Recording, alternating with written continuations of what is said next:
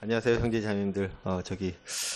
지난주에 이은기 형제님이 서론이 길면 안 된다고 말씀하셨는데, 그럼에도 불구하고 이 자리에서는 항상 서론을 생각하게 되는 것 같아요. 그래서 어떤 서론을 길게 할까 생각하게 되었는데요. 오늘은 되도록이면 말을 또박또박하고 천천히 크게 하는 그런 버전으로 이렇게 진행할 테니까 조금 느리더라도 양해 부탁드리겠습니다. 예. 저는 요즘 찬양팀과 청년회에 참석하고 있습니다. 우선 찬양팀은 매달 2번씩 모여서 이렇게 찬양을 드리고 있어요. 시간은 토요일 점심쯤에 모여가지고 준비해온 찬양을 이렇게 같이 연습하고 찬양 드리고 있습니다. 요즘 저를 포함해서 다들 너무 바쁘세요. 그러셔가지고 찬양팀 전체가 100% 이렇게 참석하기가 굉장히 힘든 것 같아요. 하지만 정말 모이기를 좋아하고 찬양하기를 좋아하는 우리 형제 자매님들이 모여가지고 한 달에 2번씩 이렇게 찬양을 하고 있습니다. 제일 큰형이신 우리 김성종 형제님이 힘에 붙인다고 이렇게 지난번에 이렇게 말씀하셨던 것 같은데 저도 힘이 좀 붙이고 있습니다. 그래서 김용수 형제님한테 물려줘야 되는 거 아닌가 생각이 듭니다. 뭐 시작도 안 했는데 물려주는 것도 생각하니까 정말 죄송한데 아무튼 열심히는 하고 있습니다. 열심히 하고 있으니까 성도님들 많이 기도해 주시고 응원해 주셨으면 합니다. 우리 찬양팀이 모이면서 좀 아쉬운 점이 몇 가지 있었어요. 그게 뭐냐면은 집이 먼 형제 자매님들이 많으세요. 그래가지고 생각은 자주 모여서 이렇게 찬양을 하고 싶은데 그러지 못하고 있는 게 굉장히 좀 마음이 안타깝거든요. 그래서 교회가 가깝고 또 시도 때도 없이 교회로 모여서 같이 찬양하고 그럴 수 있다면 정말 아름다울 것 같습니다. 그래서 집같이 이렇게 편하게 왔다 갔다 하면서 찬양으로 모이고 이런 찬양대회 있었으면 하는 마음이 있지만 좀 현실적으로 조금 어려운 감이 있습니다. 얼마 전에 김영규 형제님과 양영희 자매님께서 이사를 하셨는데 제가 지나가면서 그 아파트를 봤어요. 근데 굉장히 가깝더라고요. 우리가 자주 가서 얻어먹어도 될 것 같은데 죄송합니다. 많이 부러웠습니다. 저뿐만 아니라 우리 성도님들 모두 이렇게 좀 가까운 데서 이렇게 교회를 다니면은 어떨까 좀 생각을 많이 해봤습니다. 그래서 찬양팀 얘기하다 또 딴 길로 갔네요. 죄송하고요. 찬양팀이 앞으로 어떻게 찬양할지에 대해서 많이 생각하고 있었습니다. 제가 리더로서 많이 좀 부족해서 더 노력해야 되지만 또 채워야 될 것도 굉장히 많고 좀 벅찬 상태이기도 합니다. 제 스스로 베이스라는 악기를 다루고 있는데 제가 배운 지 2달, 3달밖에 안 된 상태에서 이렇게 앞에 나와서 연주를 한다는 것 자체도 참 웃긴다고 보는 거죠.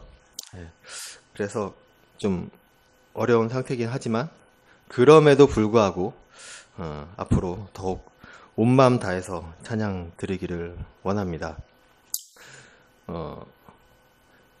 죄송합니다. 제가 40년 만에 제 손수건을 들고 왔습니다.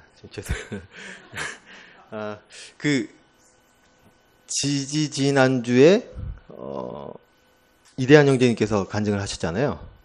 예. 이제 나오셔가지고 말씀을 못 하신다 그러는데 1시간 꽉 채우시는 분은 제가 정말 오랜만에 뵌 것 같습니다. 그리고 또 지지난주에는 누구였죠? 윤기 형제님이 김성정 형제님이네? 윤기 형제님이었죠? 윤기 형제님은 나오셔서 대본도 없이 이렇게 막 30분을 이렇게 쓰시는 거 보고 와 대단하시다 막 이런 생각을 했었거든요. 지난주에는 또 김성종 형제님이 정말 역대급 파워포인트? PT를 준비해 오셔가지고 정말 처음부터 끝까지 정말 알차게 준비해 오셨는데 저는 어떤 특징이 있을까 좀 생각을 해봤거든요. 그래서 저는 진짜 온몸이 땀에 젖을 정도로 열정적으로 간증을 하는 그런 모습을 보이면 되겠구나 생각이 들어가지고 어쨌거나 땀을 많이 흘리고 있습니다. 죄송합니다. 우리 성도님들 찬양 부르기 좋아하시나요? 예. 그 요즘 보면은 쇼츠나 뭐 유튜브 뭐 이런 넷플릭스 이런 것 때문에 양손에 이 찬양과 이 유튜브 이렇게 두고 많이 고민을 하시는 상황이 많이 발생하지 않으시나요? 찬양을 들을까? 유튜브 쇼츠로 볼까? 유튜브로 볼까? 이런 고민을 많이 하시잖아요. 저도 많이 그래요. 그래서 자극이 굉장히 강한 그 쇼츠나 유튜브 같은 걸로 찬양 듣는 것과 이런 비교가 되는 상황이 오게 되고 이런 저울질을 하면서 찬양을 듣는 횟수가 굉장히 이런 것들에서 잡아먹히고 있는 상황입니다. 전 UFC를 많이 좋아하거든요. UFC 뭔지 아세요? 그 싸움하는 거요. 싸움하는 걸 되게 좋아하는데 오늘 이렇게 딱 떠요. 제가 아주 많이 보기 때문에 뭐 새로 이렇게 UFC에 딱 뜨면 바로 떠가지고 이런 새로운 누가 이렇게 나와가지고 막 싸우는데 이걸 봐야 되는데 그럼 찬양을 살짝 좀 이따 볼까? 좀 이따 들을까 하면서 이제 UFC를 보게 돼요. 참 이런 갈등에 서 있는 것 자체가 참 하나님께 죄송하고 그런 마음이 듭니다. 좀 잘 못하고 있는 거 맞죠? 요즘 자주 듣는 찬양이 있어요. 그 하나님의 부르심이란 찬양 혹시 아시나요? 예. 잠깐 이제 음만 살짝 들려드린다면요. 가사 중에 작은 나를 부르신 뜻을 나는 알 수 없지만 뭐 이런 찬양이에요. 혹시 아시는지 모르겠는데 제가 찬양을 하는 이유 제가 일을 하거나 혹 그 가족들과 쉬어야 할 시간에 찬양을 하러 나오는 이유는 주님이 부르셨고 그것에 감사와 순종으로 나오는 것 뿐입니다. 또 후렴구의 찬양 가사 중에는 날 부르신 뜻 내 생각보다 크고 날 향한 계획 나의 지혜로 측량 못하나 가장 좋은 길로 가장 완전한 길로 오늘도 날 이끄신 믿네 신실하신 주를 찬양해 이런 찬양 후렴구입니다. 처럼 저를 이렇게 주님께서 부르신 뜻이 있고 저를 향한 계획이 있으실 거라 저는 믿고 있습니다. 어떻게 저의 이런 작은 머리로 좀 측량이 또 안 되고 그렇지만 우리 신실하신 주님께서는 그 가장 좋은 길로 저를 또 가장 완전한 길로 주님께서 인도하실 것을 제가 믿고 있습니다. 두 번째는 제가 청년회에 참석하고 있는데요. 한 4달 정도 된 것 같습니다. 2달은 인턴이었고 2달은 정직원으로 지금 잘 다니고 있습니다. 청년들과 함께 그 토요일 저녁 함께 있다는 이유로 저도 좀 조금 젊어지는 것 같습니다. 생각도 좀 젊어지는 것 같고 그런 것 같습니다. 그 청년들을 조금 더 이해하게 되고요. 또 어떤 고민을 하고 있는지도 좀 생각할 때도 많고 요즘 MZ라 그러죠. MZ 세대들은 어떻게 주님을 섬기고 있는지도 살짝 엿보고 있습니다.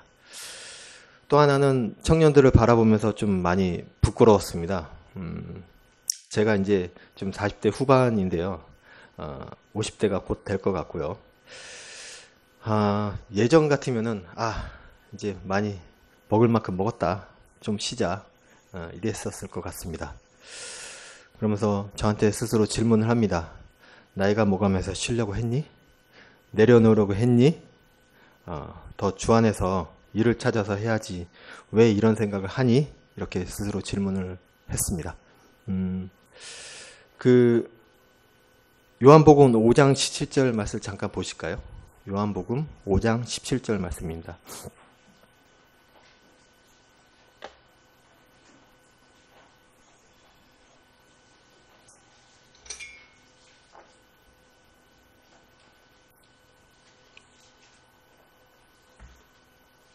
예, 제가 읽겠습니다. 예수께서 저희에게 이르시되 내 아버지께서 이제까지 일하시니 나도 일한다 하시매. 예, 우리 아버지 하나님께서는 두 눈 부릅뜨시고 우리를 지키시느라 일하고 계시는데 저는 뭔가를 자꾸 내려놓으려고 했었던 것 같아요.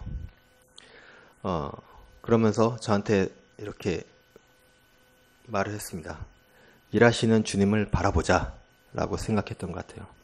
또 이 말씀이 생각나는데요. 고린도전서 15장 58절, 이건 제가 읽어드릴게요. 많이 잘 아시는 말씀이신데, 그러므로 내 사랑하는 형제들아 견실하며 흔들리지 말고 항상 주의 일을 넘치게 하라. 이는 너희 수고가 주 안에서 헛되지 않은 줄 너희가 알미라. 어떤 청년과 교제를 나눴던 말씀이었던 것 같아요. 항상 저는 나 피곤해, 혹은 체력이 많이 떨어졌어, 교회가 너무 멀어, 혹은 청년들이 알아서 할 거야 등등 이런저런 핑계를 대면서요, 일을 안 하려고 했었다는 그런 고백을 드립니다.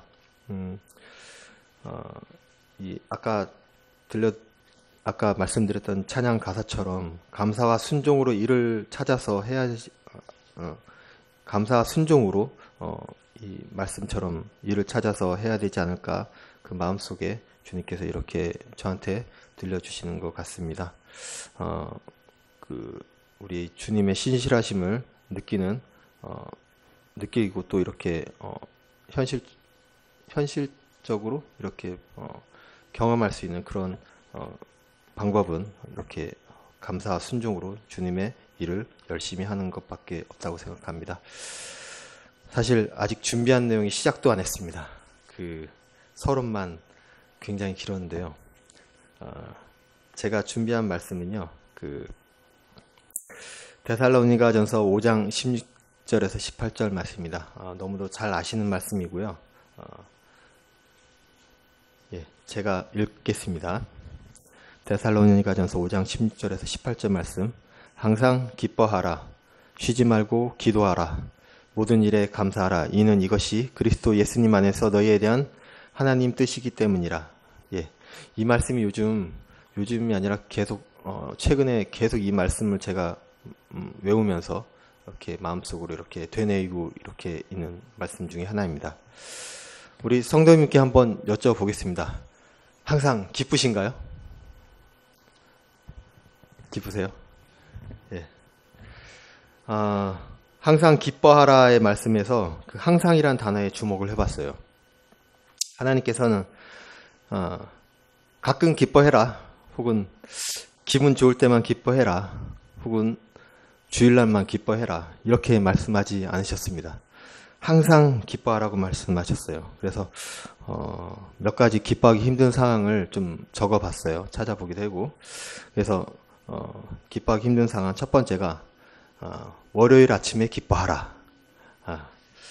주말 동안 저는 밀리는 업무가 너무 많아가지고 참 기뻐하기가 힘든 상황인데 월요일 아침에도 기뻐해야 될 것 같습니다. 두 번째는 통장 잔고를 볼 때도 기뻐해라.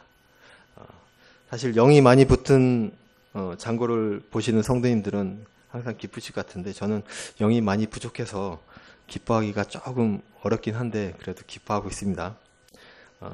또 차 막힐 때 기뻐하라. 우리 김기훈 형제님 차 운전 많이 하시잖아요. 기뻐하시네요. 차 막힐 때. 거기 흔드시는데 어렵습니다. 차 막힐 때 막 입에 XX도 막 가끔 나올 뻔하기도 하고 막 그렇습니다. 또 개인적인 건데 주혁이가 저의 분노를 도발해도 기뻐해라. 그럴 수 있을지 모르겠습니다. 저도 좀 욱하는 게 좀 많아가지고. 또 아파도 기뻐해라. 우리 남자에게 출산의 고통을 안 주셔서 정말 감사드리고요. 또 오랫동안 요로결석을 안 주셔서 정말 감사드리고 있습니다. 그래서 기뻐하고 있습니다. 또 이제 제가 일을 조금 하고 있는데 매출이 떨어져도 기뻐해라. 좀 웃으려고 노력해 보겠습니다. 그럼에도 불구하고 하나님께서 왜 항상 기뻐하라고 하셨는지 좀 생각해 봤습니다. 우리의 진짜 기쁨은 환경이나 어떤 조건이나 통장 잔고에 좌우되지 않는 하나님 안에서의 기쁨이라고 생각을 합니다. 우리가 기쁠 때 표정이 어떨까요? 스마일. 맞습니다. 웃죠? 스마일입니다. 자, 한번 웃어보세요. 저 보시고 웃어보세요. 저 많이 웃죠, 요새. 안 웃으시는 분들이 좀 계세요. 예. 많이 웃으세요. 제가 주일날이나 수요 집회나 성도님들을 보면서 많이 웃으시는 그런 기쁨이 넘치시는 얼굴을 좀 찾고 있습니다. 좀 수배 중인데, 왜냐하면요, 우리에게 항상 기뻐하라고 하신 그 말씀 그대로 항상 기뻐하고 웃으시는 모습에 주님도 반응하실 거라고 생각이 됩니다. 항상 힘들고 짜증나고 이런 모습에는 제가 만약에 어떤 분을 봤는데 그분이 그런 항상 짜증내고 힘들어하고 막 이런 모습을 보이시면은 처음에는 걱정하는 듯 이렇게 안부를 여쭤보긴 되는데 무의식적으로 좀 피하게 돼요. 왜냐하면은 그런 모습이 저한테 전염이 된다는 그런 어떤 걸 들었거든요. 이제 읽었기 때문에 웃음도 전염이 되거든요. 그래서 옆에 누군가 계속 웃고 계시면은 그것도 전염이 돼요. 밝은 모습이. 그러니까 우리 잠실교회 성도님들은 아주 많이 웃으셨으면 합니다. 스마일. 네, 많이 웃으셨으면 좋겠습니다. 또 조만간이 아니라 조금 있다가 이제 김기훈 형제님이 올라오실 거잖아요. 좀 썰렁한 농담을 하시더라도 격하게 웃어주셨으면 합니다. 예, 웃으시면은 정말 좋습니다. 이 기쁨에 대한 이 성경 구절을 찾아보던 중에 이 말씀을 보여주시더라고요. 제가 그냥 읽어드리겠습니다. 스바냐 3장 17절 말씀, 다들 아시는 말씀인데, 너희 하나님 여호와가 너희 가운데 계시니 그는 구원을 베푸실 전능자시라.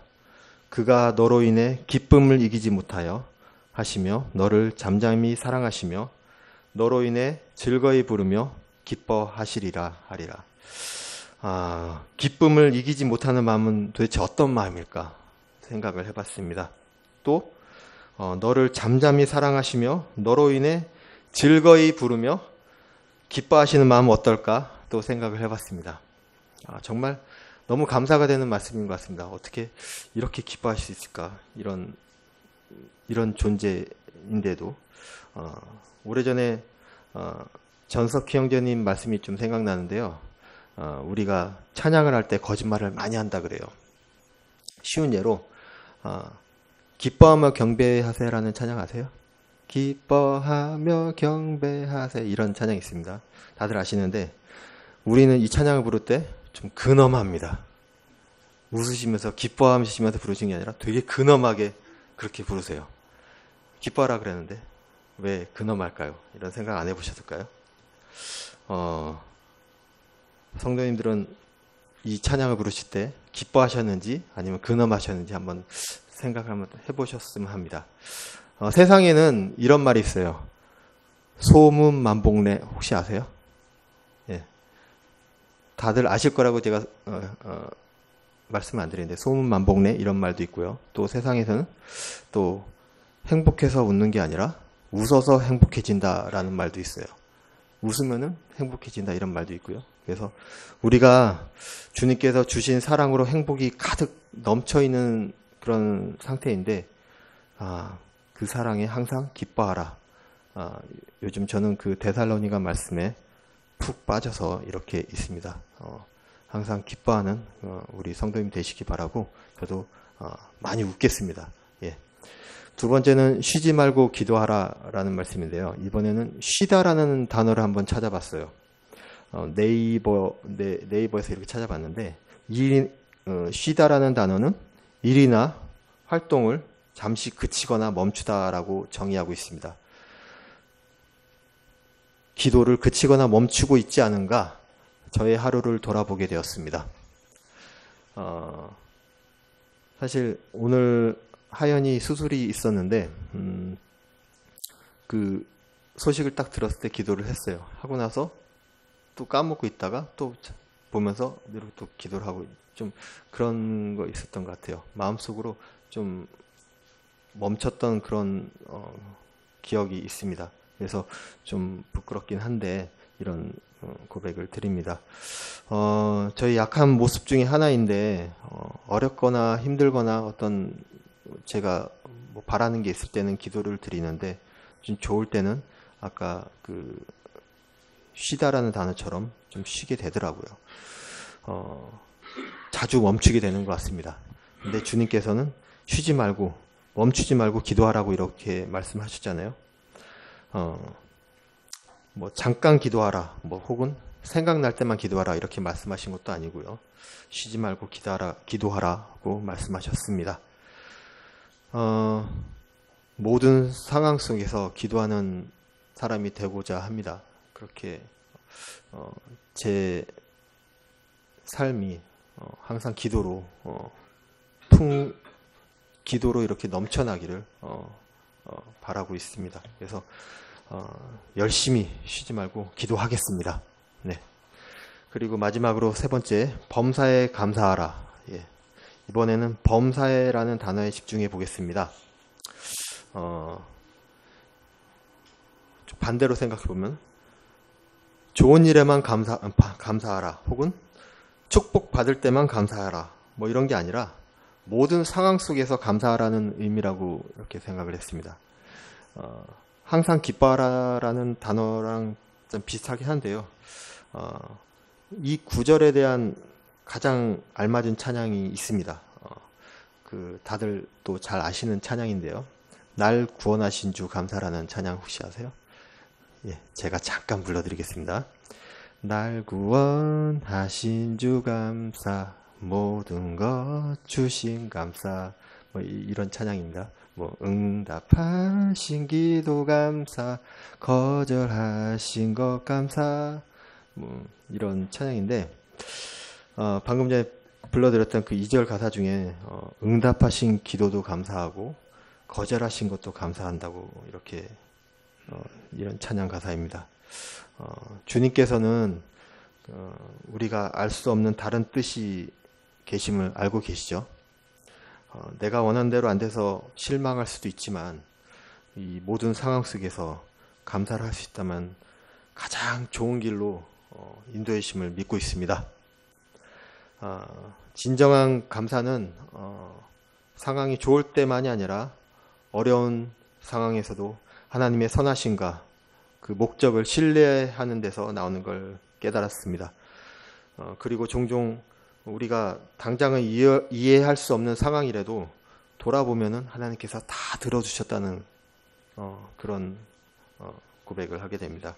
저는 이 세 가지 말씀 구절을 정말 굳게 지키면서 마음속에 담아두면서 이렇게 살아가길 원합니다.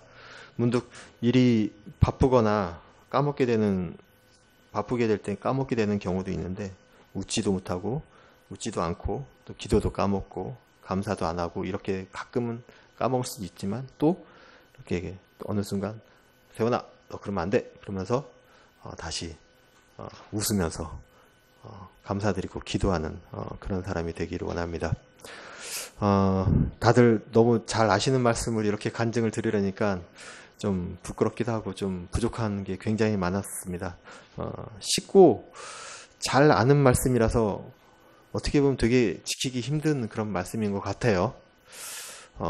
의식적으로 이 말씀을 저는 이제 자주 읽고 또 외우기도 하고 또 쓰기도 하고 또 웃으면서 기도하면서 감사드리는 삶을 살길 원합니다. 네, 말씀 여기서 마치겠습니다. 안녕하세요. 네. 데살로니가서 5장 16, 17, 18절에 우리 너무 잘 알고 있는 말씀인데 우리 세원 형제님이 간증해 준 내용 중에 너무 쉽고 잘 아는 말씀인데 우리 삶에 있어서 적용할 때에 그리 되지 못하는 모습들을 우리가 많이 보죠. 18절 마지막 부분에 보면 이는 그리스도 예수 안에서 너희를 대하신 하나님의 뜻이니라 라고 되어 있습니다. 항상 기뻐한다는 것, 쉬지 말고 기도한다는 것, 범사에 감사한다는 것, 이것이 그리스도 우리 주님 안에서, 예수님 안에서 저희를 향하신, 저희를 대하신 하나님의 뜻이라고 말씀을 하고 있어요. 그래서 저희 집 현관문을 열자마자 말씀 액자가 거울에 이렇게 나란히 딱 세로로 걸려 있습니다. 이 말씀이. 물론 저희가 구입한 건 아니고요.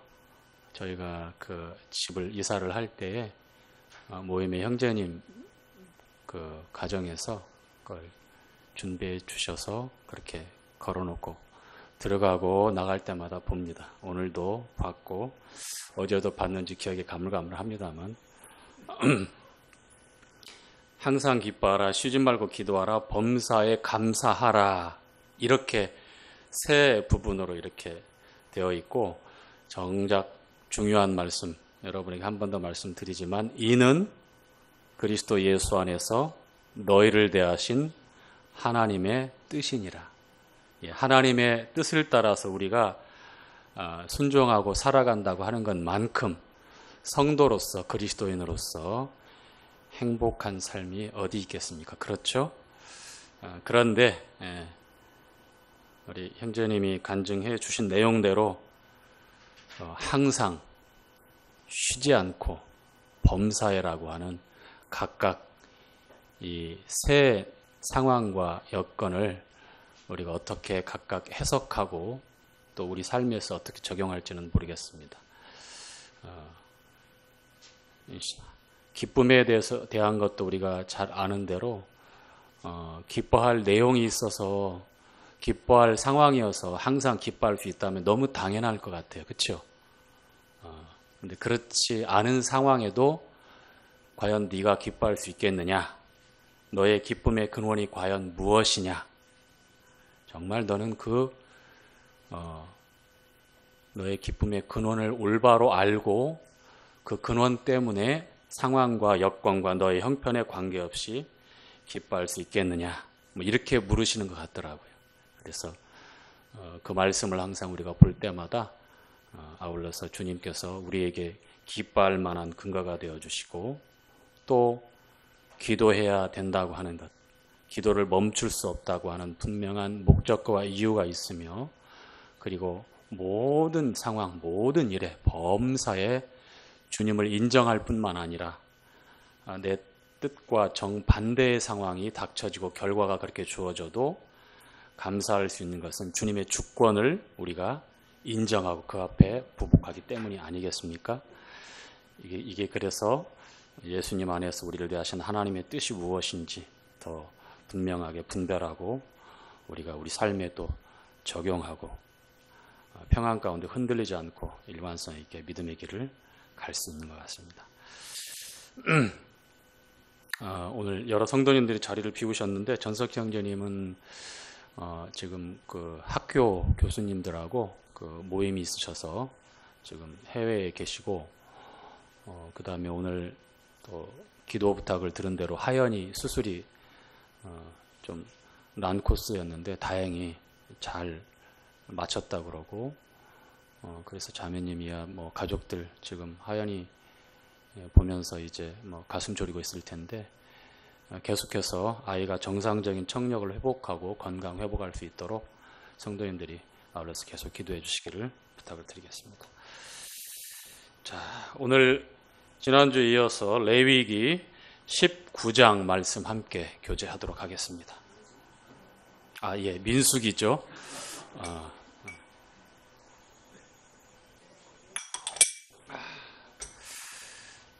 제가 레위기하고 민수기를 2년이 되도록 이렇게 구분을 못하고 있으니 참 걱정입니다.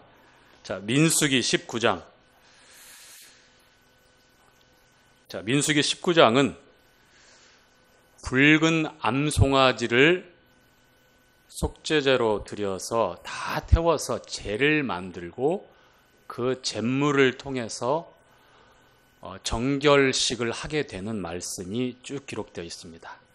19장 이후에 이제 이스라엘 백성들이 다른 환경과 다른 장소에서 이제 어떤 일들이 일어나게 되는데, 자, 크게 민수기에 보면 기록된 말씀을 나누어 보면 출애굽해서 시내 산에 이르러서 시내 광야에서 약 1년 수개월 동안 머물러 있으면서 계명을 받게 됩니다. 거기서 진의 형태와 또 광야를 행군할 때의 그 순서와 성막을 중심으로 해서 어떻게 이스라엘 백성들이 진을 치고 행군하는지에 대해서 하나님의 군대로 그렇게 규모 있는 그런 모습을 갖추게 되는 것이 신의 산을 중심으로 한 신의 광야였다면, 지금 우리가 교제하고 있는 내용의 대부분이 다음 장소인 바란 광야라는 곳이 있어요.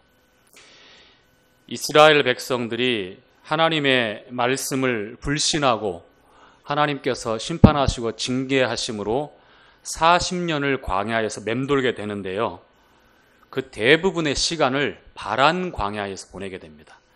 역시 계속해서 18, 19장 이어지는 말씀, 이 19장까지 이 바란 광야에서 있었던 사건과 일들을 주로 기록하면서 이 바란 광야에서 이스라엘 백성들이 하나님으로부터 받았던 그 말씀들이에요.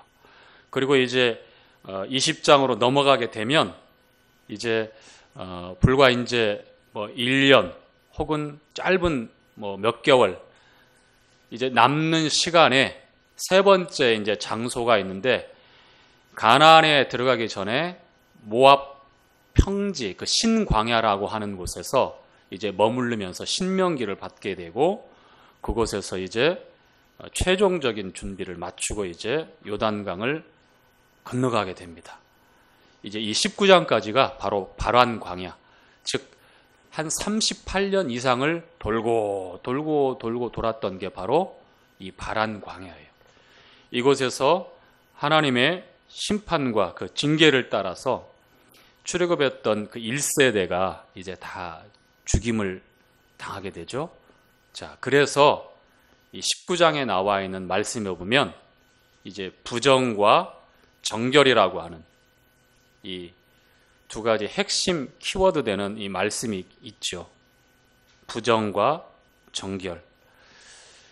자, 19장 1절부터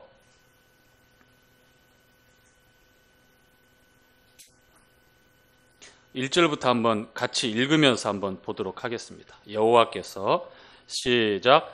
여호와께서 모세와 아론에게 일러 가라사대, 여호와의 명하는 법의 율례를 이제 이르노니 이스라엘 자손에게 일러서 온전하여 흠이 없고 아직 멍에 매지 아니한 붉은 암송아지를 내게로 끌어오게 하고. 자, 2절에 보니까 하나님께서 모세와 아론에게 이스라엘 백성들에게 이와 같은 일들을 위해서 말씀을 주시는데, 무엇을 끌어오라고 말씀하셨죠?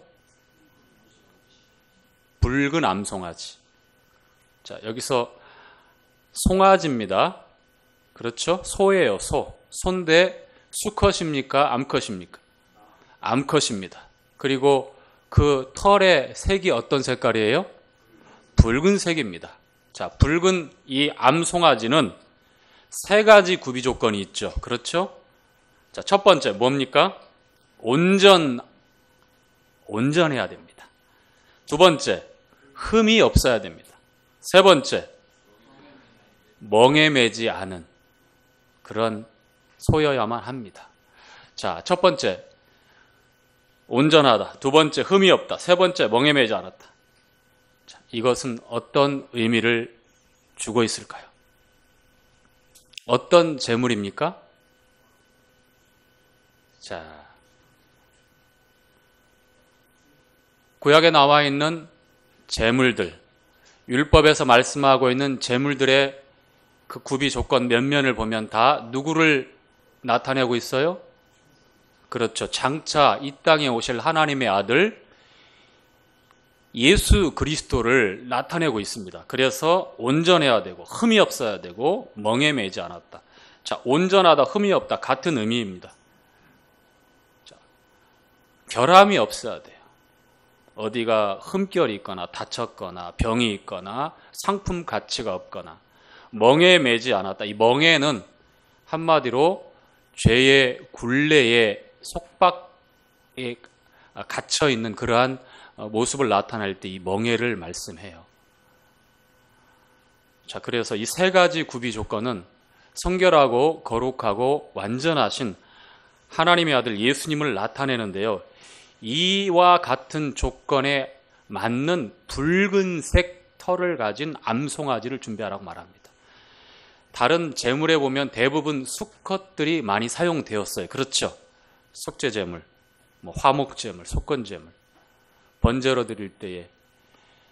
자, 그런데 여기서 암송아지를 준비하라고 했던 것은 사실 여러분 아시겠지만 동물들 거래할 때 보면 특별히 수컷 중에도 이제 번식을 위해서 특별하게 보존되어 있는 수컷은 상당히 고가이지만 대부분의 보편적인 수컷들 같은 경우에는 상품 가치가 암컷보다 덜하죠. 왜 그렇죠? 새끼를 못 낳잖아요. 암컷의 특징은 새끼를 낳아서 재산 증식을 할 수 있기 때문에 매매되고 거래되어질 때 이 동물들, 가축들의 이 암컷들이 더 가격을 많이 맺게 되는데, 여기서 말씀하고 있는 암송아지를 준비하라고 했을 때는 어떤 의미를 두고 있냐면 생명에 관한 문제예요. 생명에 관한 문제. 즉 속죄하기 위해서 흠이 없고 온전하고 거룩한 그런 암송아지를 준비하는데, 굳이 숫송아지도 아니고 다른 여타 제물과 같이 그렇게 준비하는 제물이 아니라 암송아지를 준비하라고 했던 것은 생명에 관계된 것이기 때문에 그렇습니다. 자, 3절 말씀을 이어서 읽도록 하죠. 너는 시작. 너는 그것을 제사장 엘르아살에게 줄 것이요 그는 그것을 진 밖으로 끌어내어서 자기 목전에서 잡게 할 것이며. 자, 대개 보면 제물은 어디서 도축을 했죠? 대부분 그랬어요?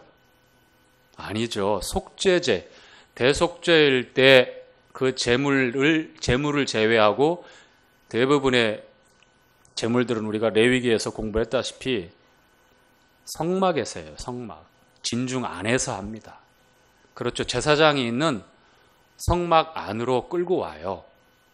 그런데 이 붉은색 암송아지를 지금 정결하게 하는 정결식에 사용할 수 있는 잿물을 만들 때는 진 안에서가 아니라 진 밖으로 가지고 나갑니다. 진 밖으로. 자, 우리 주님이 성 안에서 고난 받으시고 죽으셨습니까? 아니면 영문 밖에서 고난 받으시고 죽으셨습니까? 그렇죠. 대속죄일 날, 유대력으로 7월 10일이 되는 대속죄일 날 속죄 제물, 이 소가 그랬어요. 그런 것처럼 지금 정결식을 하기 위해서 필요한 제물을 준비해야 되는데 그 제물을 진 밖으로 끌고 가는 겁니다. 왜냐하면 주님을 나타내고 있는 그러한 제물이었기 때문이에요. 자, 그리고 이제 4절에 이어서 이렇게 말씀을 합니다. 함께 읽죠. 제사장 엘르아살은 손가락에 그 피를 찍고 그 피를 회막 앞을 향하여 7번 뿌리고, 자 5절까지 그 암소를 자기 목전에서 불사르게 하되 그 가죽과 고기와 피와 똥을 불사르게 하고, 6절 동시 제사장은 백향목과 우슬초와 홍색실을 취하여 암송아지를 사르는 불 가운데 던질 것이며. 자, 거기까지요. 자, 불에 태우기 전에 그 피의 일부를 받아서 어떻게 합니까? 진 밖에서예요. 자, 성막을 향해서, 성막 앞을 향해서 7번 피를 뿌리라고 말씀합니다. 자, 이와 같은 구체적인 행동들은 그냥 무의미하게 어떤 예식으로 그치는 게 아니죠. 그렇죠?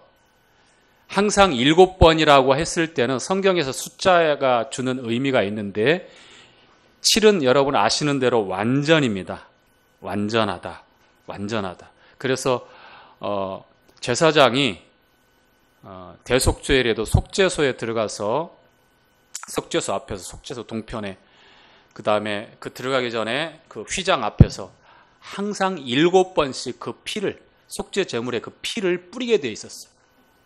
이 7번이라고 하는 것은 완전한 속죄를 가리켜요. 히브리서 9장 12절에 단번에 영원히 완벽히라고 하는 우리 주님의 십자가 사역의 속죄가 바로 그것을 말씀하고 있는 것이죠. 그래서 구약의 제물들을 하나님 앞에 제사로 드릴 때 그 피를 7번 뿌린다고 했을 때는 항상 완전한 속죄를 나타낸다. 이렇게 우리가 분별하면 됩니다. 그리고 자, 속죄 제물을 화제로 이제 불에 태울 때는 항상 그 구별되게끔 하기 위해서 그 제물의 똥이나 그 밖에 이물질은 그 재 버리는 곳에 가서 따로 버렸거든요. 쓰레기 처리했단 말이에요. 그리고 나서 그 제물을 각을 떠서 드리든 다른 방법으로 해서 하나님 앞에 화제로, 번제로 드리게 됩니다. 그런데 오늘 본문에 보니까 피도 이제 제단에 그 피를 받아서 부어서 그렇게 제물을 처리했던 게 아니라 그 피도 똥도 가죽도 모든 것을 다해서 이제 구별하지 않고 태우라고 말씀해요. 아울러서 백향목과 그 다음에 또 뭐가 있습니까? 우슬초와 그 다음에 붉은색 실, 이것을 함께 그 태우는 제물에 함께 넣어서 동시에 태우라고 말씀합니다. 자, 여러분, 붉은 암송아지, 붉은 실, 왜 붉은 이 색깔에 대해서 강조하면서 이렇게 준비하고 그렇게 하나님 앞에 정결식을 하기 위해서 필요한 제물을 얻기 위해서 이와 같은 구체적인 색깔에 대해서 말씀하시면서 이렇게 하나님께서 이렇게 구체적으로 가르쳐 주셨을까요? 그렇죠. 붉은색은 항상 우리 주님의 속죄, 그 보혈을 나타내고 있어요. 자, 여리고성이 무너질 때에 기생 라합이 두 정탐꾼과 함께 맺었던 약속이 있는데 그 약속이 어떤 약속입니까? 살 수 있는 약속이 어떤 약속이었죠? 자, 집에서 어떤 줄을 내리라? 꼭 붉은 줄이어야 됩니까? 눈에 띄는 줄이면 다 되지 않을까요? 자, 성경은 우연이 없습니다. 그렇죠? 예. 신구약을 통틀어서 사실 이 붉은색이 주는 상징적인 의미는 지금 현대에 있어서 많은 의미가 있어요. 그 사회주의를 1917년에 이제 볼세비키 혁명이 일어날 때에 제적 러시아가 이제 무너지고 소련이 이제 세워지잖아요. 레닌 이하 뭐 볼세비키 뭐 많은 혁명가들에 의해서 이제 다 뒤집어지는데 그때 대표적인 색깔이 어떤 색깔이에요? 옛날에 공산당들이 지배하는 그런 그 지역 보면 어떤 색깔로 표시했어요? 다 붉은색이었죠. 예, 뭐 양면성이 있습니다만 성경에서 말씀하고 있는 이 붉은색은 그런 그 운동권에 있는 사람들, 뭐 노동운동을 하거나 또 그런 사회주의, 공산주의 그 표방하는 색깔이 아닙니다. 성경에서 말씀하는 이 붉은색은 우리 주님의 보혈을 나타내는 거예요, 항상. 그래서 기생 라합은 붉은 줄을 길게 들이때렸어요. 그리고 그 줄을 보고 그 집에 있는 사람들을 모두를 다 살렸죠. 기생 라합만 살린 것이 아니라 그의 일가 친척 가족들 함께 모여있는 사람들, 집 안에 있는 사람들. 무엇 때문에? 어떤 신호를 통해서? 붉은 줄이 걸려 있었기 때문에. 자, 출애굽기 12장에 유월절 예식 때에 우슬초에 양의 피를 발라서 어디에다가 바르게 되죠? 적셔서 임방과 좌우 문설주에 바르게 되죠? 어떤 색깔이었을까요? 붉은색입니다. 왜요? 피가 붉은색이기 때문에. 다 주님의 완전한 속죄와 주님의 이 거룩한 보혈을 나타내는 그러한 색깔로 그렇게 말씀하고 있습니다. 그리고 여러분, 백향목과 우슬초, 그 다음에 홍색실, 어디서 한번 언급했죠? 정결 예식 때.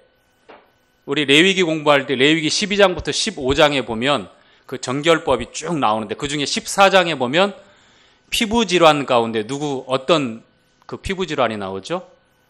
악성 피부질환. 어떤 병? 그렇죠. 문둥병. 문둥병을 앓고 있는 사람, 나병을 앓고 있는 사람이 정결케 되었을 때에 정결케 하는 예식 가운데 바로 백향목과 우슬초와 홍색실을 어떻게 했어요? 같이 사용했습니다.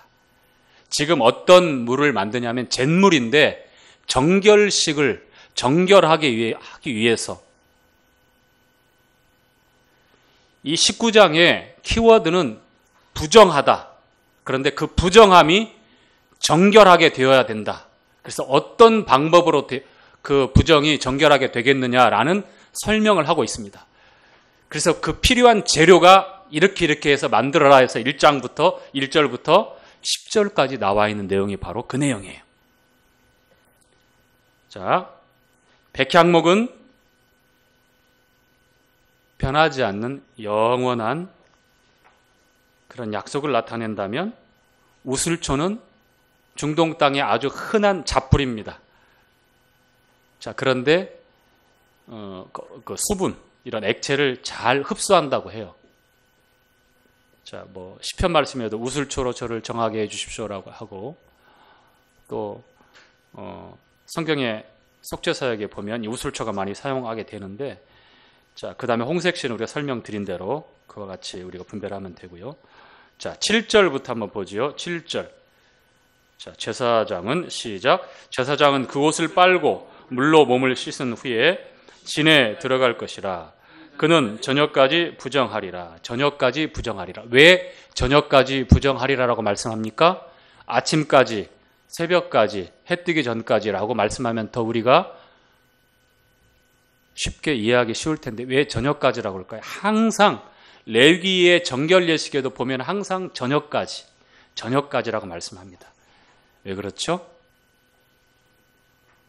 그렇죠. 역시 교제하고 배운 아주 보람이 많이 납니다. 이렇게 말씀을 해 주셔야 저도 교제 잘하고 있구나 이렇게 생각이 듭니다.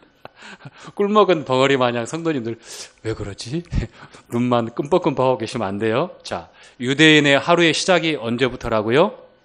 저녁입니다. 해질 때부터 하루가 끝나면서 동시에 시작되는 게 바로 그들의 시간 개념이에요. 그래서 저녁까지 이제 끝나고 그리고 새로 시작할 때에 정결하게 될 수 있는 겁니다. 자, 왜 주님이 안식 후 첫날 부활하셨다 말씀하셨을 때에 안식 후 첫날이라 하면 안식일 끝나고 토요일이 안식일이니까 일요일 날 해가 쨍 하고 떴을 때 이렇게 생각하시면 안 된다고 그랬죠. 금요일 날 해질 때부터 안식일이 시작되어서 토요일 날 해질 때 안식일이 끝납니다. 그렇죠? 그러니까 토요일 날 저녁 시간, 밤 시간이 첫날인 거예요. 안식 후 첫날. 그게 시작이거든요. 그래서 주님이 언제 부활하셨을까? 그 확인이 새벽 미명에 확인되었을 뿐이죠. 안식 후 첫날이라 하니까 저녁일 수 있고 깊은 밤일 수 있고 새벽일 수 있고 어느 때인지 우리가 정확한 시간을 알 수는 없지만 주님은 안식 후 첫날 부활하신 겁니다. 그렇게 시작하실 때 이제 새로운 시작이에요. 일, 월, 화, 수, 목, 금, 토, 일 1, 2, 3, 4, 5, 6, 7 딱 완전하게 주님께서 안식을 명하시고 보시기에 심히 좋았더라 이렇게 하시고 안식하셨지만 죄가 세상에 들어오면서 그 안식이 산산이 깨어지셨잖아요. 그래서 첫 번째 이 창조에 속한 이 주님 이 창조는 깨어지고 부서지고 이제 불완전한 거예요.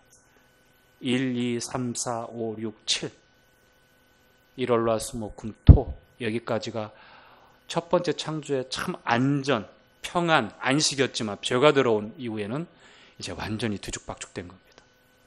그래서 주님이 이제 안식 후 첫날 새로운 시작, 새로운 창조를 하신 거예요. 그래서 이제 8번째 계속해서 이제 새로운 생명입니다.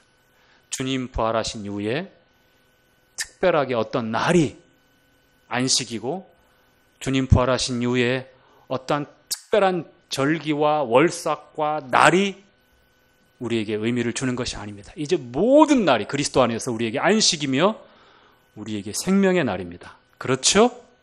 이것이 그리스도 예수 안에 있는 성도들을 향하신 하나님께서 새로운 피조물이다라고 이렇게 감탄하시면서 기뻐하시는 겁니다. 그리스도 예수 안에서는 이제 새로운 생명, 부활의 생명이 시작이기 때문에 그렇게 우리를 보시고 기뻐하시는 거예요. 자, 9절, 10절 함께 읽죠. 9절 시작. 이에 정한 자가 암송아지의 죄를 거두어 진 밖 정한 곳에 둘지니 이것은 이스라엘 자손 회중을 위하여 간직하였다가 부정을 깨끗게 하는 물을 만드는 데 쓸 것이니 곧 속죄제니라. 암송아지의 죄를 거둔 자도 그 옷을 빨 것이며 저녁까지 부정하리라. 이는 이스라엘 자손과 그 중에 우거하는 외인에게 영원한 규례니라. 자, 정말 뭔가 좀 디테일하게 설명을 하셔요. 자, 제사장 앞에서 그와 같은 예식을 하고 레위인들이 그 암송아지를 태웁니다. 백향목, 우슬초, 붉은 실이 함께 들어가는 것. 그리고 다 태워지고 이제 제가 되어져요. 그 일에 함께했던 레위인들 다 부정합니다. 저녁까지. 그래서 옷을 빨고 물로 씻으라고 말합니다. 그리고 이제 정한 레위인 중에 정한 사람, 거기에 참여 안 한 사람이 와서 그 죄를 이제 모읍니다. 왜냐하면 잿물 만들기 위해서 그 재료, 속죄제로 사용하기 위해서. 그런데 그 정한 레위인 중에 그와 같은 작업을 한 사람도 역시 또 부정하게 됩니다. 얼마나 엄격한지 모르겠어요. 이 19장의 내용에 보면 이와 같은 이 죄를 만드는 일에 함께 했던 제사장, 레위인들, 또 죄를 모은 레위인까지 다 부정하게 된다고 말씀을 합니다. 왜 그럴까요? 왜 그럴까요? 그것이 바로 이제 11절부터 쭉 설명이 되는 거예요. 이 암송아지는 태워질 때에 여러분 모든 제물들은 정결하고 깨끗하고 아름다운 상황에서 태워지지 않아요. 어떤 상황으로 태워지죠? 어떤 상황으로 심판이 되어지죠? 죄는 몽땅 다 뒤집어 쓰는 거예요. 왜 거룩하고 온전하고 흠이 없어야 됩니까? 그 거룩하고 온전하고 흠이 없는 것이 죄인에게 전가되기 위해서 완전함이 거기에 전가되어지고 그 죄인의 더럽고 부끄럽고 정말 악한 것들이 다 뒤집어서 어디에 갑니까? 재물에게 넘어가는 거예요. 그 죄는 그와 같은 예식을 한 제사장 그리고 그것을 태운 레위인, 태우고 남은 죄를 모으는 또 정결했던 레위인 다 부정하게 되는 겁니다. 왜 그럴까요? 자, 11절부터 쭉 설명되는 부분이 어떤 부분이냐면 죄는 전가되어진다. 전염되어진다. 오염되어진다. 자, 마태복음 13장에 보니까 가루 서말 속에 어떤 여자가 가루 서말 속에 누룩을 넣었어요. 그래서 어떻게 됐다고 말씀하죠? 전부 부풀게 되었다고 그러죠? 그렇죠? 자, 겨자씨, 우리가 알고 있는 참깨의 4분의 1 크기예요. 겨자 진짜 글씨 적더라고요. 진짜 한번 처음 봤는데. 그것을 심으니까 어떻게 돼요? 나중에 싹이 나고 줄기가 올라오는데 나중에 나무처럼 아주 거대하게 커요. 물론 이렇게 뭐 아름드리 나무는 아니지만 좀 강조해서 말씀드리면 새가 깃들일 정도로 그렇게 아주 짱짱한 나무 같은 1년생 이 풀이 그렇게 자랍니다. 겨자. 자, 이것은 무엇을 말씀합니까? 두 가지를 반복해서 말씀하는 거예요. 죄가 누룩처럼 뜸씨가 되어서 다 부풀게 하는 거예요. 새가 날라와서 깃들일 정도로. 시시하고 뭐 이런 것 좀 괜찮지 않을까라고 인정에 의해서 사정에 의해서 그냥 토닥토닥하고 넘어갈 게 아닙니다. 본인이 내가 하나님 앞에 온전하게 자백하고 해결받아야 되고 교회에서는 드러난 죄에 대해서 권면하고 그리고 안 될 때는 징계하고 치리하는 거예요. 안 그러면 너도 나도 할 것 없이 괜찮겠지. 이 정도야. 아, 괜찮아. 뭐 그렇게 다 사람은 연약하지. 그렇게 살 수 있지. 주님 앞에서 해결해야 됩니다. 안 그러면 제사장도 레위인도 태웠던 레위인도 죄를 담았던 레위인도 하나님 말씀해 보니까 저녁까지 부정하다고 말씀했어요. 옷을 빨고 흐르는 물로 다 깨끗이 씻으라고 말씀합니다. 그래야 정결하게 될 수 있다고 말씀하는 거예요. 자, 11절부터 13절까지는 시체를 만진 자가 다 어떻게 된다? 부정하게 된다. 왜 여기서 시체가 나올까요? 왜? 그것은 민수기 14장 34절 35절에 나와 있죠. 14장에 어떤 내용이 나옵니까? 12정탐꾼이 와서 보고했는데 10명이 어떻게 합니까? 하나님 말씀대로 정말 젖과 꿀이 흐르는 땅이다. 그러나 그 땅은 그 거민들을 삼키는 땅이다. 무슨 말씀입니까? 너무 땅이 비옥하니까 그 땅을 차지하기 위해서 서로 싸우고 서로 죽는다. 그것뿐만이냐? 거인들이 활보하고 있는 난공불락의 요새가 있어서 우리는 거기 들어가면 다 죽는다. 그들이 보기에 우리는 메뚜기 같다. 그러니까 백성들이 그 얘기를 듣고 하나님 말씀과 약속은 온데간데 없이 어떻게 합니까? 밤새도록 울지요. 원망하지요. 그 불신과 불신앙이 두려움이 되고 원망이 되고 심지어는 어떻게 합니까? 여호수아와 갈렙이 아니다. 우리의 밥이다. 하나님 말씀대로 들어가자. 취하자. 그러자 어떻게 합니까? 돌을 들어서 죽이려고 하잖아요. 생생히 살아있는 하나님의 약속의 말씀을 들고 있는 그 증인들을 어떻게 해요? 없애버리려고 합니다. 그리고 자신들의 인생에서 어떻게 해요? 자신들의 하나님을 새로 세워서 새로 만들어서 그 하나님을 세워서 다시 애굽으로 가자는 거예요. 하나님께서 그래서 징계합니다. 정탐했던 일일을 1년으로 계산해서 40일 정탐했는데 그 40년 동안 너희들이 이 광야를 유리하고 방황할 것이다. 그 심판의 기간 동안 여호수아 갈렙을 제외하고 너희 애굽에서 나온 1세대 20세 이상의 계수함을 받은 장정만 60만 명이 넘죠. 그 다음에 성을 상대적으로 했을 때 여성들이 있죠. 백수십만 명이 어떻게 돼요? 광야에서 다 죽어요. 그래서 38년 동안 바란 광야에서 헤매면서 집집마다 시체가 계속 나올까요? 안 나올까요? 나옵니다. 그래서 광야에서 헤매다가 집에서 있다가 널브러진 시체가 늘 있는 거예요. 그래서 접촉하거나 또 14절부터는 쭉 이어지는 말씀에 장례식에 동참한 사람들 가운데도 부정하게 된다는 겁니다. 시체에 접촉을 하지 않았다 할지라도 그 장례식에 참여하거나 그 다음에 무덤에 접촉하거나 그 다음에 장례식 가운데서 그 예식 가운데서 함께 그 속해 있을 때에는 누구를 막론하고 어떻게 된다? 부정하게 된다. 7일간 부정하게 된다. 그래서 3일째 되는 날 그리고 7일째 되는 날 그 암송아지 잿물을 뿌려서 정결케 하라고 말씀합니다. 히브리서 9장에 보니까 하나님께서 암송아지의 재 그리고 여러 가지 제물로 거룩하게 하고 정결케 한다. 하물며 그리스도의 피, 하나님의 아들의 그 거룩하고 보배로운 피가 어찌 너희 죽은 행실, 그 양심으로 새롭게 하고 죽은 행실에서 깨끗게 해서 하나님을 섬기지 못하게 하겠느냐라고 이렇게 말씀하고 있죠. 그렇죠.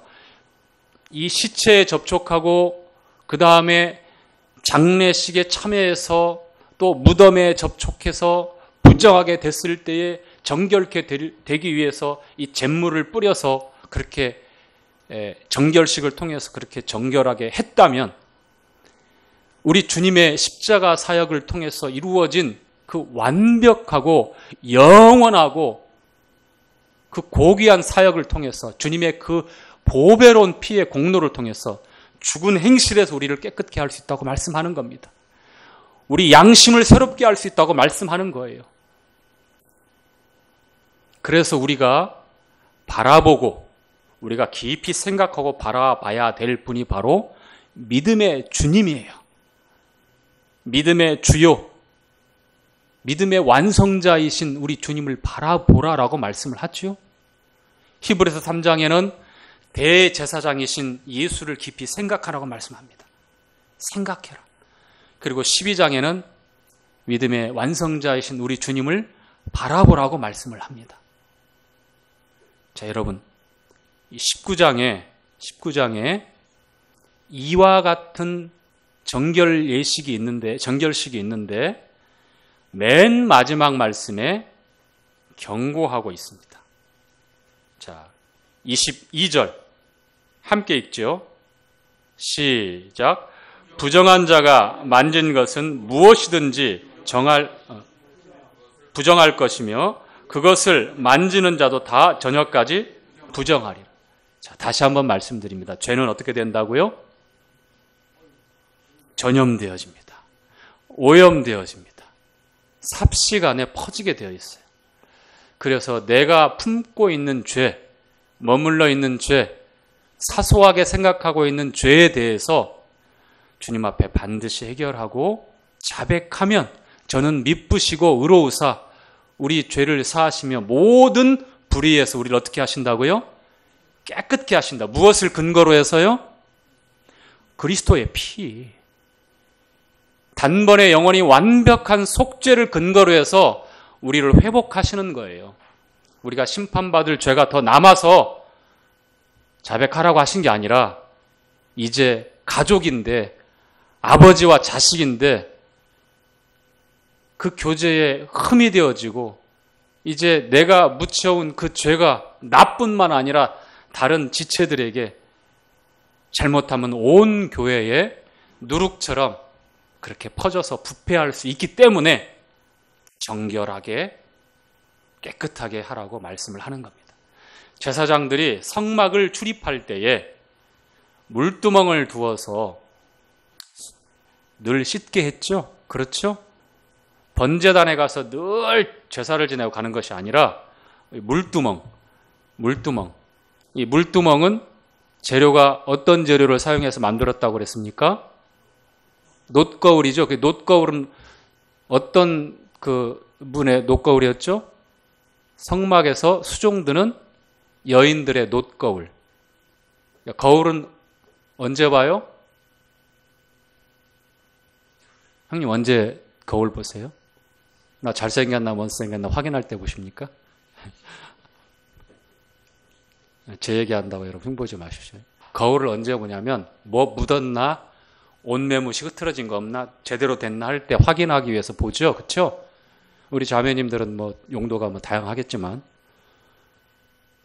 놋거울을 사용해서 물두멍을 만들고 그 물두멍에 그 담겨져 있는 구별된 거룩한 물을 가지고 들어가며 나가며 항상 씻게 했던 것은 바로 요한복음 13장에 말씀하고 있는 대로 주님께서 우리의 발을 씻겨주니 염려하지 말고 베드로처럼 안 됩니다라고 손살에 칠 게 아니라 더러워진 부분 갖다가 주님 앞에 내어놓으십시오. 주님이 씻겨주십니다.